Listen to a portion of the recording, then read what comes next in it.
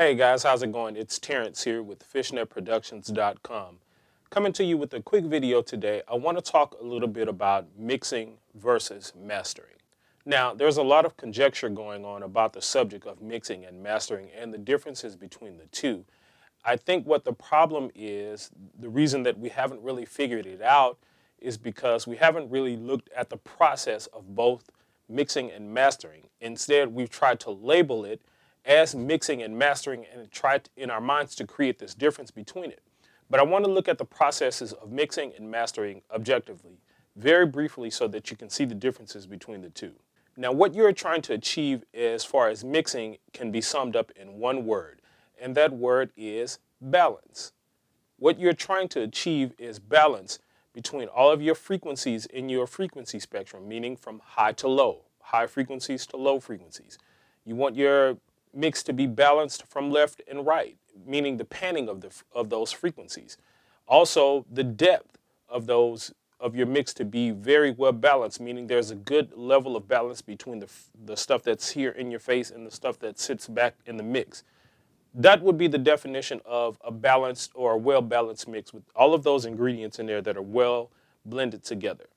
Now, in order to achieve this process, you use tools like EQ, which change frequency ranges from, again, that operates that high and low. You use tools like pan knobs, which changes the left and right balance of a mix. You also use tools like reverb to change the depth of the mix from front to back. And then you also use a tool called compression in order to help level out some of those imbalances that are inherent in certain sounds that you record, like vocals. Since a vocal never really stays the same or the same volume, what you want that vocal to do is kind of to stay the same in your mix. So again, mixing can be summed up in one word, balance. Now, what you're trying to achieve in mastering can also be summed up in one word, and that word is balance. What you're trying to achieve in mastering is, again, a certain level of balance. You have a finished track in which you've had all of these ingredients together from your mix in a finished processed track. So what you're trying to achieve now, since those individual elements of that mix work together to form certain dynamics and certain peaks of its own in this finished track, now what you want to do is take that track and also balance it and get it up to a certain volume. So in order to do that, guess what tools you're going to use? You're going to use some EQ, which again may change a little bit of the frequency based on the particular taste of the mastering engineer. You may use, again, some compression. That's a very common thing that's used in mastering. And you're going to use what's called limiting, which is another form of compression. Basically, a limiter is a compressor that is set to a brick wall so that no audio at all passes through it. Now, that said, there are a few other things, of course, that you use when you mix and when you master. Certain things in mixes that have become very popular, which is saturation, things of that nature, the sort of secondary sort of tools that you'll use when you're mixing. Also in mastering, there are some secondary tools that you use for tasteful things, stereo separation, things of that nature. So it just all depends on the mastering engineer, but I'm sure that you would agree that EQ, compression, and reverb probably make up about 75 to 85% of mixing. The same thing goes with mastering. EQ, compression, and limiting make up about 75 to 80% of a master. So now that we've understood that, it begs the question of what is the actual difference between mixing and mastering? And my answer, guys, is there is relatively no difference.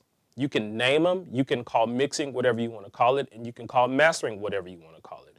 But the process is virtually identical. Now, again, let me be clear, there are some differences between mixing and mastering as far as the secondary tools and stuff are concerned, and also how you use the primary tools that I mentioned of EQ, compression, reverb, limiting, and things of that nature. But at the end of the day, you're still using the exact same tools to achieve almost the exact same result. With the exception of mastering, you're doing it for the purpose of getting a finished track to a louder volume that's stereo and radio compatible. That's virtually the only difference. So when trying to compare these two, I don't think we should put mixing and mastering in these big separate esoteric fields like you have to you can only be a mixer and you can't be a mastering engineer, and both are virtually the same.